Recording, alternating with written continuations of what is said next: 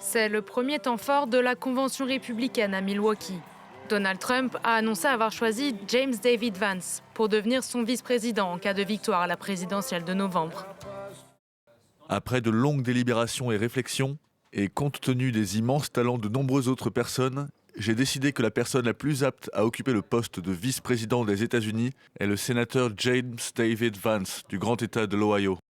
Auteur à succès, l'ancien militaire devenu sénateur de l'Ohio au Congrès américain était l'un des favoris pour occuper ce poste, malgré un passé conflictuel entre les deux milliardaires. Il se disait un jour être un type qui ne sera jamais pro-Trump. Vance a décrit l'ancien président d'idiot, s'inquiétant même qu'il ne soit l'Hitler de l'Amérique. Monsieur Trump n'est pas apte à exercer la plus haute fonction de notre nation.